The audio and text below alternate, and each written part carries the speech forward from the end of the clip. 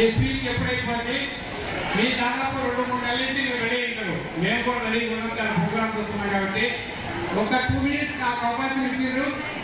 నేను మీకు వచ్చినందుకు ఒకసారి పిల్లలంతా కూడా ధైర్యంగా ఉంటే 5 మినిట్స్ మాట్లాడతా.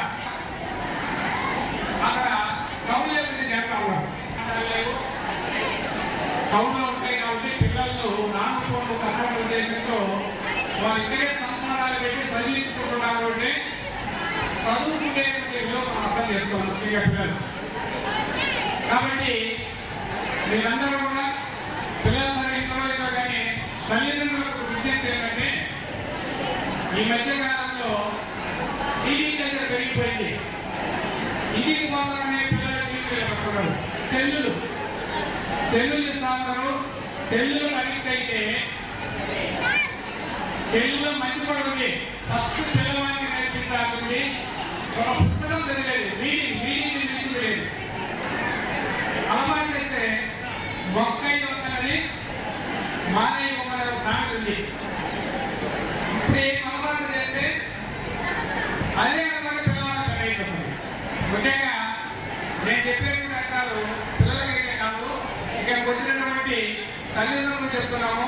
మన పిల్లవాడు ఏ విధంగా ఉండాలి అంటే మన ఇంటి దగ్గర నేర్పించిన విద్య, మన ఇంటి దగ్గర చేసినటువంటి అలవాట్లు.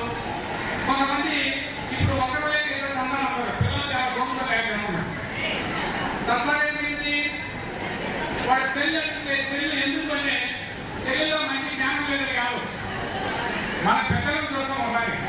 సరే ఏమన్నా మేడం చెప్తారా?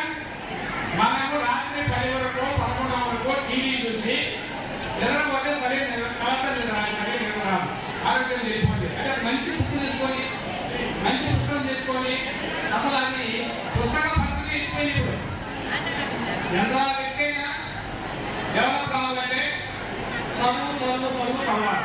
చదవాలని ఏం చేయాలా? పుస్తక పద్ధతి ప్రమాణం చేయాలి. ఆ పుస్తక పద్ధతి తగ్గిపోయింది.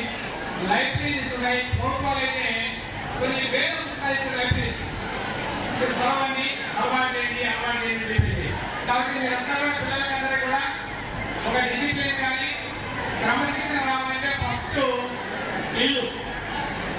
ఎందుకు చెప్పండి మా ఇల్లు చెప్తున్నా అంటే పిల్లవాడిని మందలిస్తే స్కూల్లో ఏం తప్పు చేసినప్పుడు సార్లు మీరు ఆ మందలిస్తూ ఉంటారు కాదు.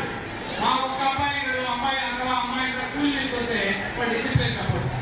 ఇక్కడ డిసిప్లిన్ తప్పదు. ఎక్కడికి సమాజం మీద సమాజం మీద పోతే సమాజంలో తప్పు చేసినప్పుడు స్కూల్లో అయితే మన